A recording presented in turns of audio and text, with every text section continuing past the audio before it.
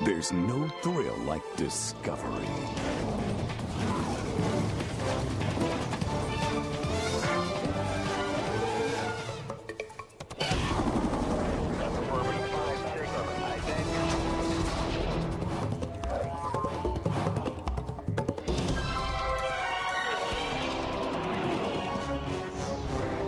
The Discovery Channel.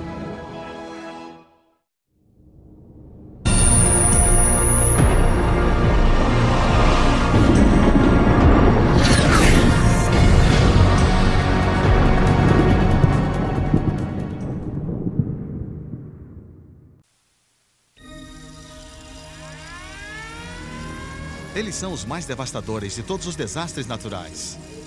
Terremotos. Destroem cidades. Eliminam vidas humanas. Iniciam incêndios e caos. Cientistas desesperados tentam prevê-los e engenheiros projetam edifícios inteligentes para desafiá-los. Mas estamos realmente preparados para o maior de todos os terremotos?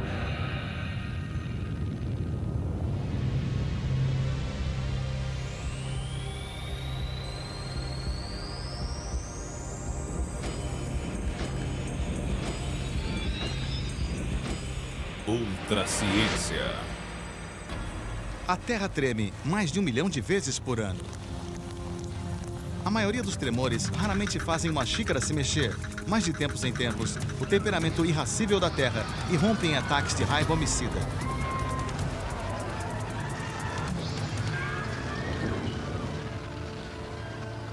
Entre um terremoto e outro, em lugares onde a Terra se move com violência, a vida prossegue tingida de fatalismo.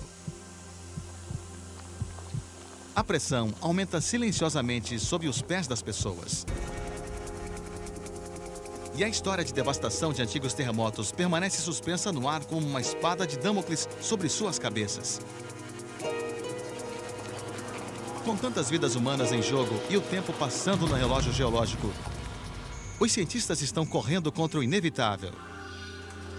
Até agora, eles falharam na tentativa de predizer quando os terremotos iriam ocorrer.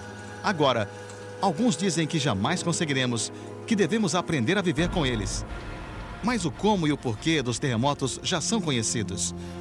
A camada externa do planeta, a crosta, é formada por cerca de 12 grandes segmentos chamados placas tectônicas. Essas placas sólidas boiam sobre as imensas e vagarosas correntes de rocha derretida que formam o manto da Terra.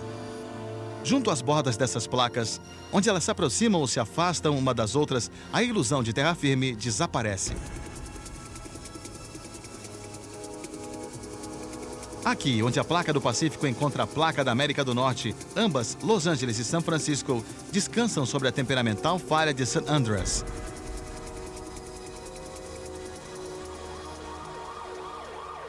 Milhões de californianos já experimentaram a sua fúria através dos anos.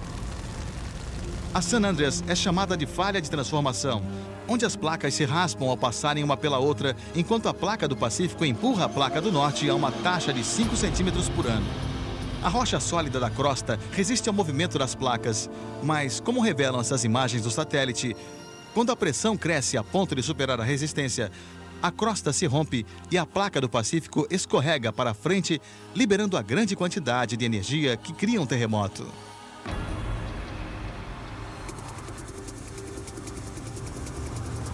Enquanto os californianos esperam pelo grande terremoto, os japoneses vivem com medo do seu próprio Daishin, como eles o chamam. Pouco além da sua costa leste, não 2, mas 4 placas tectônicas se encontraram, colocando as pequenas ilhas sobre uma mortal encruzilhada tectônica. As placas nessa trêmula e perigosa região estão todas em movimento. Quando 2 placas são esmagadas uma contra a outra, uma é forçada por cima de outra, criando uma zona de subdução. As massas são imensas. As forças formidáveis geram ondas sísmicas que percorrem a crosta do nosso planeta. O que nós sentimos são os movimentos dessas ondas no nível do solo. Sempre que as placas se esmagam, Tóquio prende a respiração, e enquanto as convulsões da Terra ameaçam a capital do Japão, as repercussões financeiras poderiam desencadear uma destruição nas economias de todo o mundo. Se Tóquio cair com o próximo grande terremoto, alguns peritos predizem que os mercados financeiros globais cairão também com a repercussão.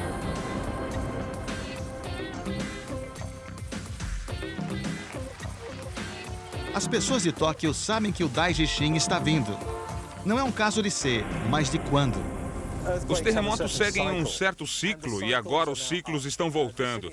Essa cidade não sente um grande terremoto há 60 anos e, historicamente falando, os terremotos sempre aconteceram em Tóquio.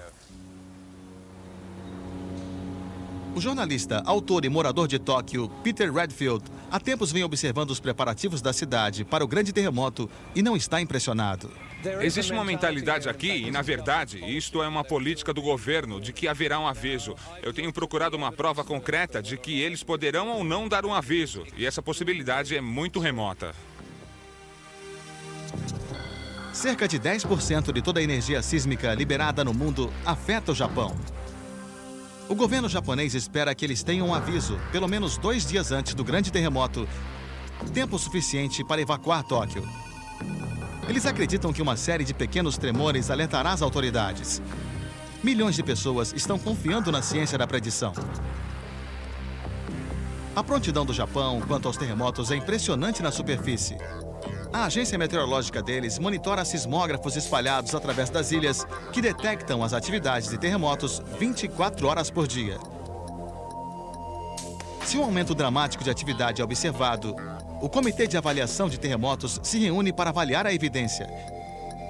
Se a informação indicar um grande terremoto num futuro próximo, eles alertaram o primeiro-ministro, que, na teoria, emitirá o alerta e Tóquio será evacuada. Mas até hoje, nenhum alerta foi anunciado. O Centro de Prevenção de Desastres de Tóquio. Todas as grandes decisões sobre crises serão tomadas nesta estratégica sala de guerra. Muitos peritos em terremotos acham que a crença de Tóquio em um aviso tem fundações mais fracas que a própria cidade. Sem nenhum aviso, na fria madrugada de 17 de janeiro de 1995, às 5h46 da manhã, a população da cidade japonesa de Kobe foi sacudida por um brutal despertar. O terremoto atingiu 7,2 na escala Richter, matou mais de 5.500 pessoas, feriu 35 mil e destruiu ou danificou seriamente cerca de 180 mil edifícios e casas. A cidade ficou intransitável. Não havia água, gás, energia, nem linhas telefônicas. Todo o comércio, indústria e serviços pararam. A fé japonesa na capacidade de prever os terremotos é sumariamente destruída. Uma das mais importantes lições aprendidas com o terremoto de Kobe foi que prédios antigos desabam. Eles precisam ser preparados. Assim, os japoneses iniciaram um programa para fazer uma avaliação dos edifícios antigos. Peter Yenev já inspecionou os locais de 30 grandes terremotos. Apenas 2 dias após o terremoto de Kobe, ele estava lá, registrando a devastação. O que realmente faz falta no Japão, e aliás, na maior parte do mundo, é o conceito de gerenciamento de risco. Na Califórnia, adotaram o gerenciamento de risco como um modo de planejar o futuro. Melhor que a previsão, eles depositaram a fé na engenharia para construir os edifícios à prova de terremoto. EQE, a empresa de Yenev, participou da reforma da magnífica Ópera de São Francisco, danificada durante o devastador terremoto que atingiu a cidade em 1989. Houve algum dano aqui no terremoto de 89? Um monte. Os engenheiros do EQE usam computadores para simular os efeitos de grandes terremotos sobre os edifícios existentes. E aí, projetam as modificações para fazer com que os edifícios assimilem e aguentem esses efeitos. Esse processo de construção é chamado de retroajuste. O retroajuste aumenta a força e a resistência de uma estrutura existente e pode também isolar o edifício do movimento do solo durante um terremoto. Efeitos vitais, como o Centro Médico dos Veteranos em Long Beach, têm a prioridade máxima. Quando o grande terremoto chegar, os hospitais devem permanecer intactos para a sobrevivência dos feridos. O pessoal médico que estará se desdobrando para atender as baixas vai se sentir quase desamparado se a estrutura do edifício ou os sistemas falharem. Esses isoladores de base inseridos debaixo dos pilares da fundação do centro médico absorvem o movimento de balanço do solo, reduzindo os efeitos de um terremoto. Além disso, a água, o gás e a tubulação de drenagem do hospital não estão mais conectados rigidamente à estrutura. O resultado: o edifício inteiro pode se mover para os lados até 40 centímetros sem destruir o sistema vital de tubulação. Mesmo a adorada ponte Golden Gate, que fica a cerca de 10 quilômetros da falha de St. Andrews, brevemente será retroajustada para ter uma chance melhor de enfrentar o grande terremoto. O terremoto de São Francisco de 1906, o último grande enfrentado pela cidade, ocorreu antes da invenção do sismógrafo, mas provavelmente teria registrado um incrível índice de 8,3. A firma de engenharia T.Y. Lee International, que trabalha com a administração da ponte Golden Gate, fez a ponte passar por um terremoto no mesmo nível, mas no computador. O modelo do computador demonstra os pontos vulneráveis da ponte. As torres rígidas, assim como a moldura de aço na qual a rodovia está montada, não vergam com o movimento. Por isso, elas se torcem. A solução: um novo sistema âncora que permitirá que a ponte inteira se eleve e flexione. Esse retroajuste, que custa 175 milhões de dólares, reduzirá dramaticamente o risco de dano contra terremotos comparáveis ao de 1906. Um investimento considerável, mas se a ponte fosse vítima de um grande terremoto, custaria 8 vezes mais reconstruí-la. As imagens da Califórnia e de Kobe são inesquecíveis. O Japão ensinou ao mundo como os terremotos podem transformar rodovias em armadilhas mortais. Com um grande terremoto tão próximo, os peritos estão observando nervosamente as estradas de Tóquio. Construídas na pressa de preparar a cidade para as Olimpíadas de 1964, muitas parecem tragédias iminentes. Esse é um típico exemplo da espécie de problema que temos em Tóquio. Essa é a rodovia número 1, que leva direto ao centro da cidade e foi construída no começo dos anos 60, durante um período apressado de desenvolvimento. Foi construída em solo muito instável e macio, e um dos problemas com esse tipo de estrutura é que, veja por exemplo esse pilar atrás de mim, como é antigo.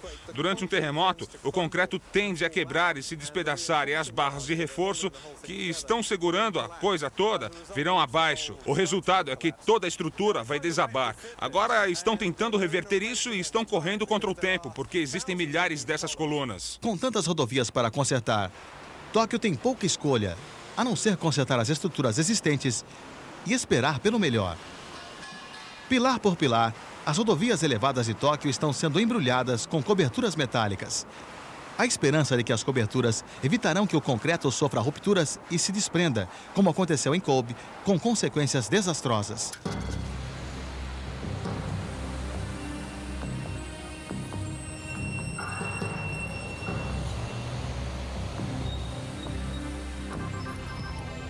Na verdade, no campo da engenharia, sabemos o suficiente para evitar a perda de vidas. Sabemos o bastante para diminuir e praticamente eliminar a perda de propriedades se estivermos dispostos a gastar mais dinheiro. A nova geração de edifícios inteligentes lidará com as forças da natureza com um comportamento parecido com o do corpo humano, sentindo e reagindo ao que sente. Neste edifício em Tóquio, a empresa Kajima instalou contrapesos controlados por computador para reduzir as vibrações de um terremoto. Instalado no último andar, o mecanismo consiste de 2 pesos. O peso maior é passivo e se opõe ao balanço do edifício e o coloca de volta à posição. O peso menor, controlado por computador, corrige o movimento do peso passivo.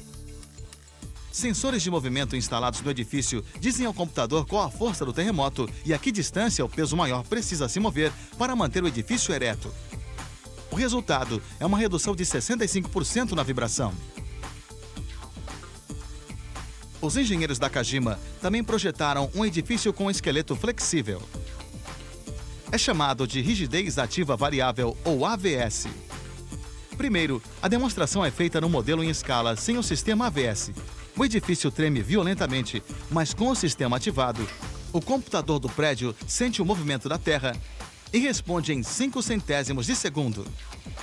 Direciona o sistema hidráulico através da estrutura, contraindo e estendendo alternadamente, permitindo ao edifício flexionar e ajustar sua posição, do mesmo modo que uma pessoa num trem em movimento tensiona e relaxa os músculos para permanecer de pé.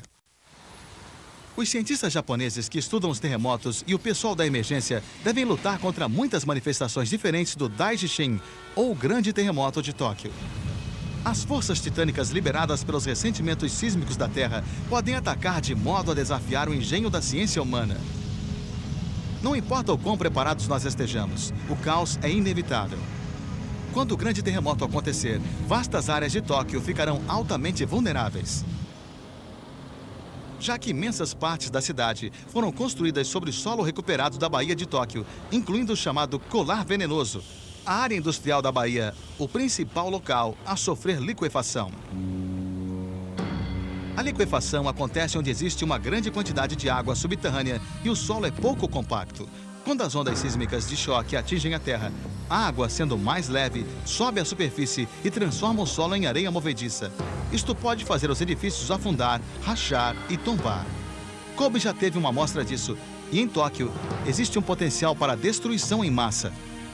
Se ocorrer assentamento geral do solo durante a liquefação, o que vai ocorrer em grande parte de Tóquio, as linhas subterrâneas, a tubulação de água, as linhas de energia elétrica abaixo e acima do solo serão destruídas. Se a água é uma ameaça básica, o fogo é outra ainda mais mortal. A coisa mais importante aqui é o incêndio que surge logo após um terremoto. Após o terremoto de Kobe, alimentados pelo rompimento de tubulações de gás e linhas de energia caídas, os incêndios começaram por toda a cidade. As bem-intencionadas autoridades, desesperadas em restaurar a energia elétrica para seus 1,6 milhões de habitantes, cometeram um engano trágico. Conseguiram restaurar a eletricidade para metade da população em apenas 90 minutos. Foi um erro. Com a energia voltando, faíscas de fios rompidos iniciaram novos incêndios e a cidade continuou queimando até a manhã seguinte. As estreitas ruas de Tóquio fazem dela uma armadilha mortal. Existe uma porção de fios de eletricidade ao longo dessas ruas estreitas. Os transformadores que ficam nos postes na extremidade das ruas contêm óleo. É provável que se incendiem, já que são a principal fonte de incêndios. Um monte desses pequenos lugares são restaurantes que possuem fornos abertos e isso causa incêndios. Assim, genericamente falando, o fogo é uma grande ameaça. Agora, se você acrescenta a isso, o fato das ruas serem tão estreitas que os carros de bombeiros não consigam passar, então é claro que esses incêndios vão ficar fora do controle. Prever o incêndio de um terremoto pode ser uma loteria. Mas o Departamento de Incêndios de Tóquio utiliza simulação em computador para uma previsão mais confiável das consequências de um terremoto. Colocam um ponto vermelho no mapa para marcar um incêndio virtual. Os pontos verdes representam construções de madeira. Amarelo significa edifícios com estrutura de madeira e outros materiais, enquanto os azuis mostram edifícios sem madeira. Quando o incêndio fica fora de controle, os quadrados tornam-se brancos, queimados até o chão. Em tempo real, uma destruição dessas proporções levaria cerca de 2 horas e meia. A cidade é mais vulnerável entre as 6 e 7 horas da noite, quando as famílias usam os fogões para cozinhar. Assim, um terremoto nesse horário poderia iniciar milhares de incêndios. Alimentado com as informações sobre o layout da cidade de Tóquio, suas ruas e infraestrutura, o modelo computadorizado prevê como o fogo vai se espalhar. Isso fornece ao Departamento de Incêndios informações críticas sobre onde agir após um tremor. 1.300.000 casas sem água, 8 hospitais sem energia, 300.000 pessoas desabrigadas. De volta a Los Angeles, o EPDAT, ou Ferramenta de Avaliação Imediata de Danos Pós-Terremoto, é um avançado programa projetado para a resposta emergencial. Ao invés de esperar que as informações passem através de linhas de comunicação interrompidas, o EPDAT emite uma avaliação instantânea, fornecendo estimativa de perdas, provável número de mortos e feridos e prováveis danos à infraestrutura. O que você está vendo é o cenário de um terremoto de 6,7 na região da falha Newport-Ingold. Para um terremoto dessa magnitude, os danos estimados custariam ao distrito de Los Angeles algo entre 25 e 42 bilhões de dólares. As mortes poderiam atingir cerca de 900 pessoas, enquanto 160 mil ficariam desabrigadas. O EPDAT pode até mesmo indicar quais edifícios têm maior probabilidade de cair e onde as pessoas feridas poderiam ser enterradas vivas.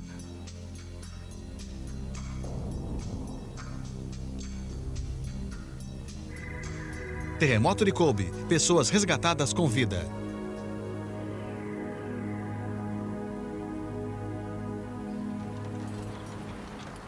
Quando o desastre ocorre, as equipes de resgate falam das 24 horas vitais após um terremoto. Esse é o período em que há maior chance de resgatar os sobreviventes dos escombros. Alguém aí? Pode me ouvir? O Corpo Internacional de Resgate da Grã-Bretanha, ou IRC, é uma equipe pequena, mas de elite, treinada para lidar com todos os tipos de desastres. Minutos após chegarem à cena, eles estabelecem uma base de campo de onde podem se comunicar entre si e com o mundo exterior. Tem uma variedade de equipamentos e tecnologia à disposição para ajudá-los em seu único objetivo: salvar vidas. Uma câmera de fibra ótica conectada a um cabo flexível permite à equipe enxergar dentro de prédios desmoronados.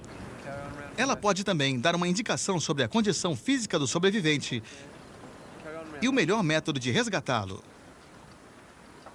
Para o IRC, Kobe foi o 9º e mais recente esforço de salvamento em terremoto.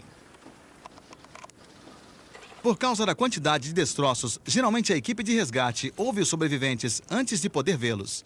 Sensores ultrassônicos colocados no topo de uma estrutura destruída podem captar a mais leve batida de dedos ou arranhar de unhas, muitos metros abaixo da superfície.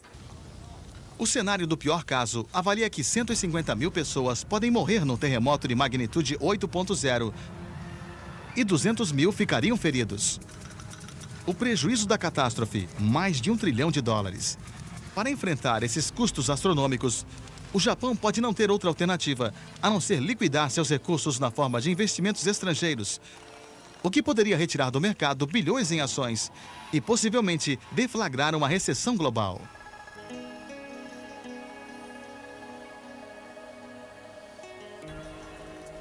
Não sabemos quando ele virá. Talvez amanhã ou daqui a 100 anos. Mas virá. Mesmo sabendo que esta é muito mais perigosa do que outras cidades grandes do mundo, talvez até seja a mais perigosa de todas, mas é aqui que estão as nossas vidas. Os cientistas estão usando a tecnologia do melhor modo possível para fazer a balança pender em nosso favor. Mas, em se tratando de terremotos, o ser humano está lutando contra uma força planetária que é toda poderosa. Se a natureza vai voltar a atacar, não sabemos. Tudo o que se pode fazer é estar preparado para o grande terremoto.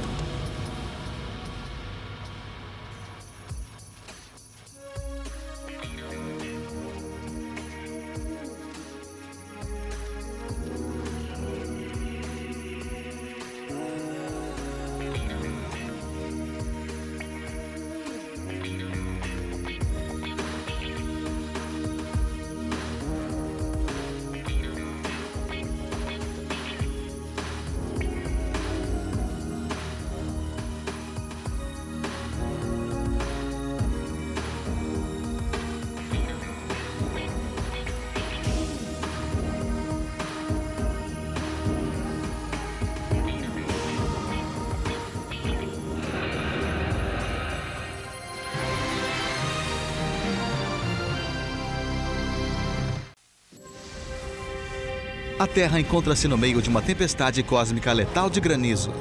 No entanto, mal conhecemos uma fração de todos os objetos que gravitam lá no espaço. Mas cataclismas em um dos nossos vizinhos planetários deram-nos um aviso solene de que podemos ser os próximos. Os vigilantes do espaço dizem que não é uma questão de se, mas de quando. A humanidade pode contar com os meios para combater isso, mas só se tivermos um aviso antecipado da colisão cósmica.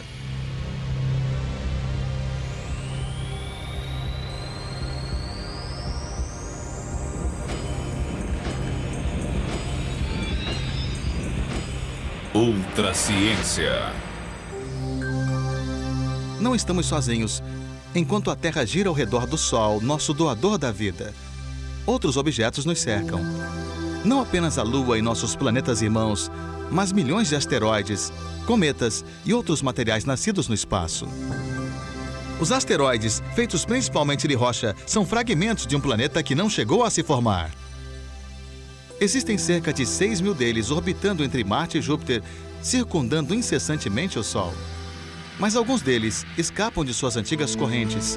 A causadora é a gigantesca força gravitacional de Júpiter.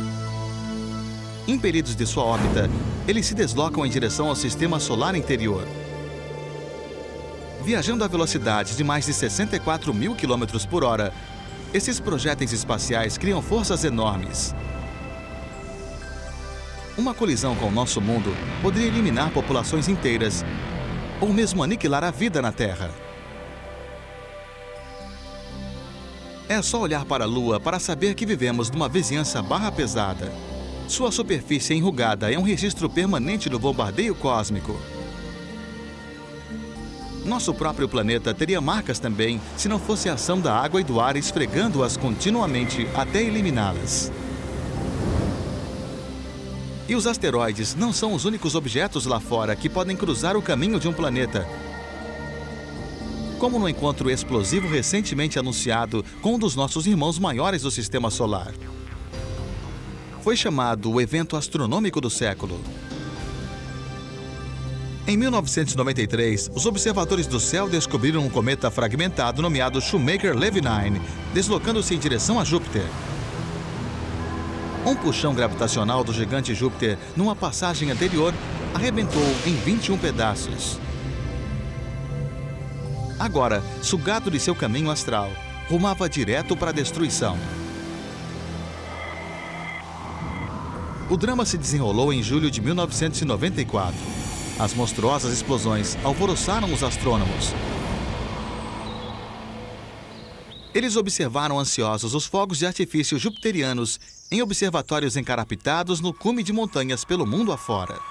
Um dos olhos voltados para o céu era do telescópio newtoniano, de 70 anos de idade, situado em Kitt Peak, Arizona. Ele agia como um imã, atraindo os fiéis de fenômenos espaciais que, guiados pela promessa de visões desembaraçadas de nossa galáxia, fizeram uma peregrinação pelo deserto de Sonora até o topo da montanha. Vieram para trocar teorias, fazer cálculos e peneirar através das evidências daquele acontecimento magnífico. Um trabalho sobre a colisão de Júpiter, do astrônomo Gene Scott e do cientista espacial Jay Melosh, produziu provas arrepiantes do que uma colisão de cometas pode fazer. O impacto de alguns fragmentos de cometa relativamente pequenos deixaram na superfície gasosa de Júpiter cicatrizes com 4 vezes o diâmetro da Terra. Os cálculos informam que a maioria dos fragmentos tinha mais de 400 metros de diâmetro. Os fragmentos maiores tinham mais de 800 metros de diâmetro. Os cientistas espaciais observaram as cicatrizes de Júpiter, que em comparação com as da Terra eram pequenas, e começaram a imaginar o que aconteceria se o cometa tivesse nos acertado. E existe nesse momento um cometa errante vindo em nossa direção. Dizem que os cometas vêm de uma formação de fragmentos de rochas cósmicas chamada nuvem Oort, além das fronteiras do Sistema Solar.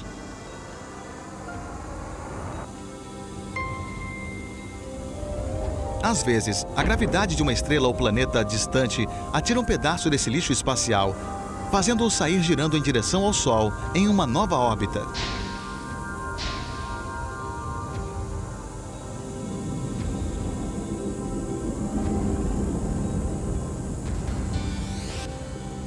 Os cometas podem levar milhares de anos para completar uma volta de sua jornada através da galáxia. Como o cometa Hyakutake no começo de 1996, eles podem vir orbitando desde o espaço sideral 3 ou 4 vezes mais rápidos que os asteroides e chegar até antes que a gente perceba.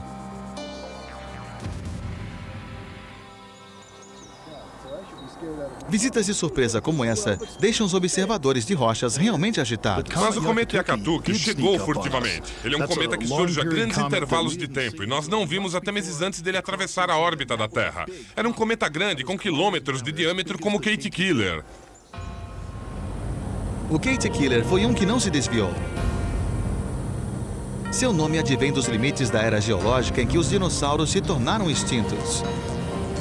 Uma fina camada de poeira sobre a crosta terrestre indica que um enorme asteroide chocou-se contra a Terra há 65 milhões de anos. A energia liberada foi equivalente a 5 bilhões de bombas do tamanho daquela que destruiu Hiroshima. A onda de choque e a consequente tempestade de fogo destruiu tudo por centenas de quilômetros. Um impacto e o que se sucedeu eliminou no mínimo 1/4 das espécies do nosso planeta. Fuligem das imensas bolas de fogo e destroços da explosão cobriram a Terra. A escuridão reinou durante anos. As temperaturas caíram para -1 a 4 graus. Imagens coloridas em relevo tiradas por satélite de uma enorme depressão enterrada a uns 400 metros abaixo da costa do México ajudaram a confirmar essa hipótese. Agora está claro que o impacto ocorreu na península de Yucatán e todas as indagações ficaram resolvidas assim. Reconhecemos aquelas poucas partículas de zirconita que foram espalhadas por todo o planeta e podemos datá-las. Elas têm a mesma data, a mesma química da superfície rochosa de Yucatán. Portanto, sabemos com certeza que Yucatán foi o local e foi arremessada por sobre a Terra inteira.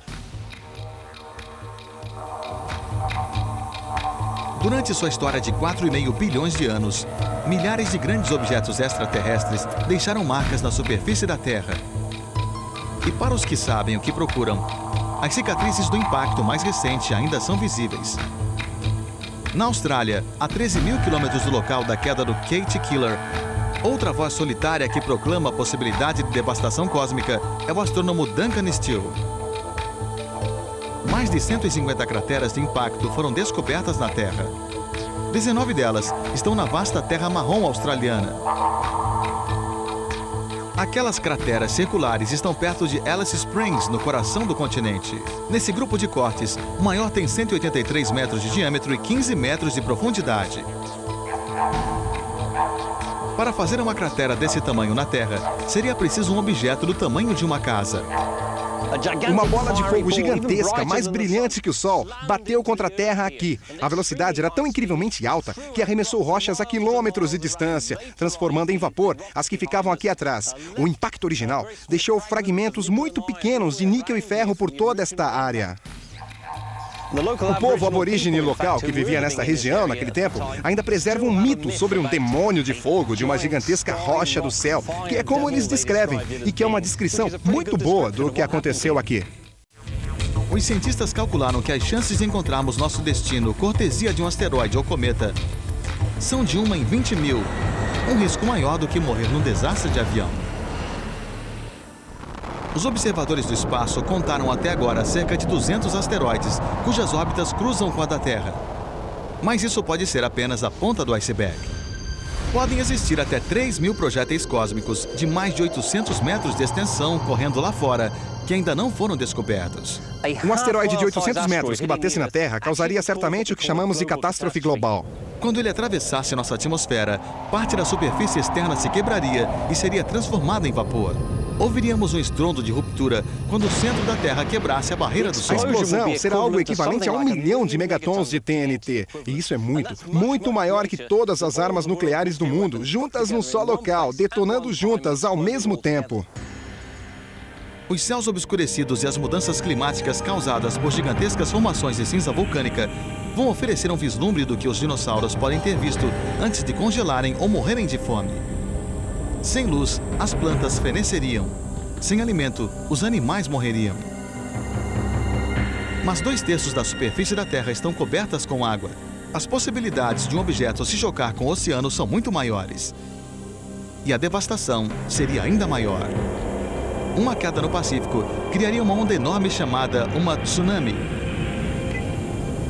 Mataria qualquer um que morasse a 1 hora da costa oeste dos Estados Unidos e afundaria completamente as Ilhas Havaianas.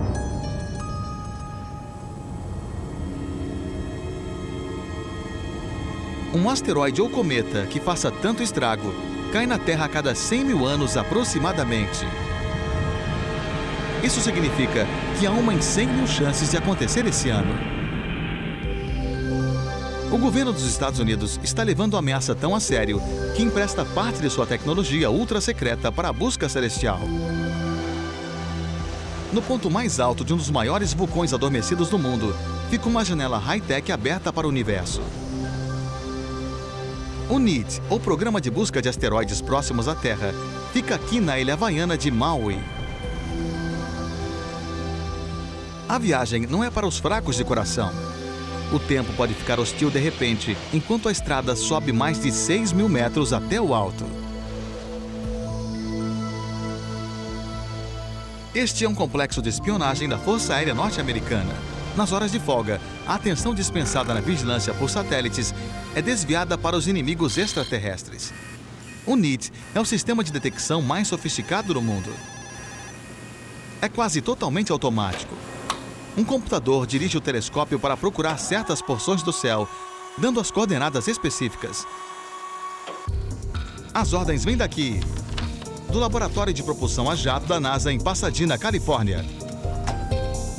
As operações começaram em dezembro de 1995. 3 meses depois, a chefe da equipe, doutora Eleanor Helling, viu os primeiros resultados. Você vai ver uma certa nebulosidade. Você vai ver a coma e uma pequena cauda logo ali à esquerda e dentro de provavelmente, quanto você acha? Uma meia hora? Tínhamos estabelecido que não era apenas um cometa, é claro, mas tratava-se de fato de um novo cometa e era a primeira descoberta do sistema de busca de asteroides próximos à Terra. É como procurar agulha num palheiro. Mas esse poderoso sistema descobriu o cometa NEAT a mais de 48 milhões de quilômetros de distância. Apenas um traço fraco, mas suficiente para provar que não será letal. Mas se houver um objeto lá fora, em rota de colisão com a Terra, esperamos que a primeira tecnologia do mundo, o NEAT, o descubra. Seu olho cósmico é um telescópio de 1 metro conectado a uma câmera de vídeo. Tiram 3 instantâneos em intervalos de meia hora, depois os colorem e colocam um em cima do outro. Um objeto veloz se torna óbvio. O registro do NEAT é fenomenal. Até hoje, detectou mais de 5.000 objetos. Mais da metade anteriormente desconhecidos. Uma nova câmera aumentaria muito esses números. Ao custo de $250 milhão, essas câmeras estão revolucionando o trabalho dos astrônomos. Fazem parte da munição dos vigilantes do espaço, vital para caçar rochas renegadas intergalácticas. O Observatório Stewart da Universidade do Arizona, em Kitt Peak, usa nitrogênio líquido para manter sua câmera numa temperatura constante para uma melhor condição de visão. A velha técnica compreendia a comparação de imagens tiradas a períodos diferentes, mas levava tempo e trabalho intenso. Agora, tudo o que é necessário é uma pessoa para ficar de olho no computador enquanto ele faz a análise. O telescópio de 1 metro do programa Observação do Espaço localiza cerca de 3 asteroides próximos da Terra por mês. Pode ter uma cobertura do céu mais limitada que o sistema NEAT da NASA, mas é muito mais sensível para objetos indistintos. Essas ferramentas e uma porção de especialistas é tudo o que fica entre nós e Armageddon. A comunidade científica está dividida sobre o que fazer se um matador titânico se dirigisse para cá. Para salvar o mundo, precisamos de melhores olhos e mais informação. O telescópio Hubble está mandando fotos bem detalhadas de nossa galáxia. Se os programas de pesquisa tivessem acesso à visão privilegiada do Hubble, poderiam economizar anos de pesquisa.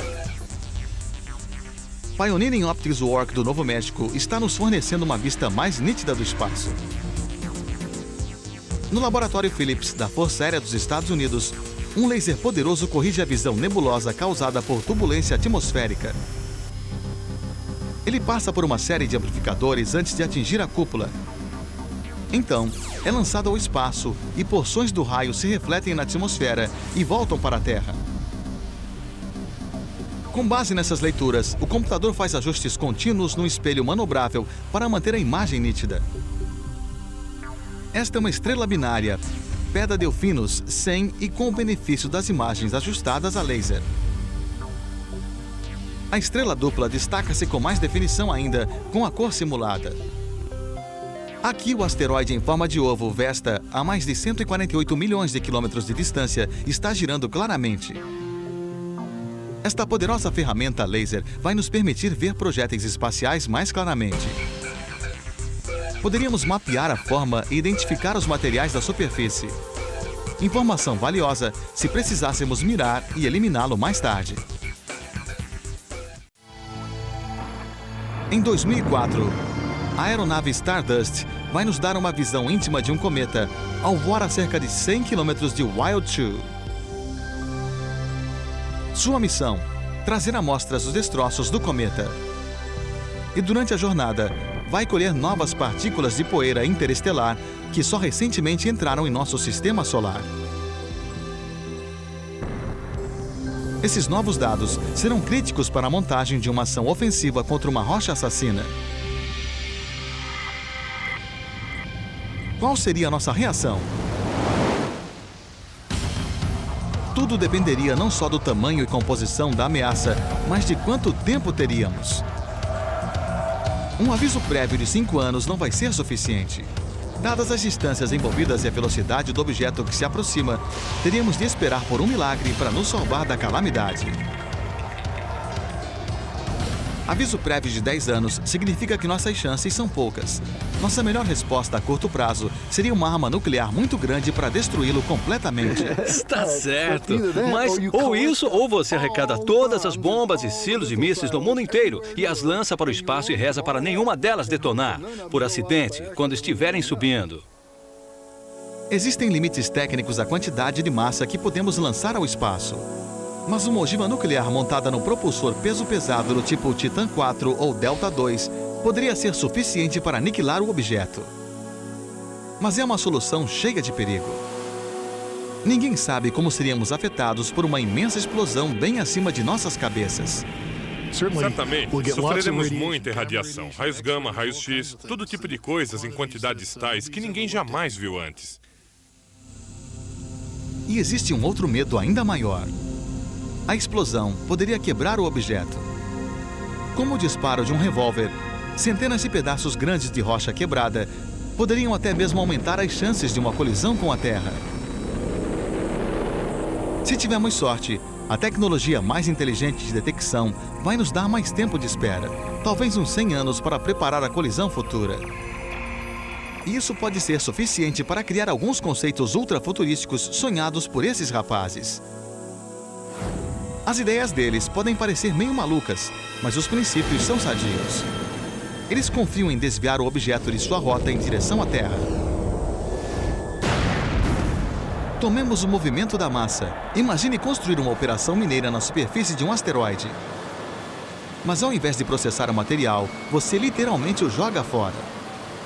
A ideia é explorar a terceira lei do movimento de Newton, que estabelece que a cada ação corresponde uma reação igual e contrária. A ação de expulsar toneladas de destroços para o espaço, em teoria, deveria ter a reação de empurrar o asteroide na direção contrária? Você usa um balde para pegar tanto material da superfície do asteroide quanto puder e jogá-lo no espaço em alta velocidade.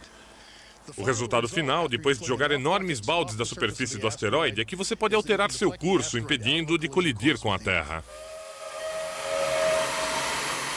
Uma ideia alternativa é o foguete de vapor. Inspirado nas excelentes fotografias tiradas do cometa Halley pela espaçonave Giotto.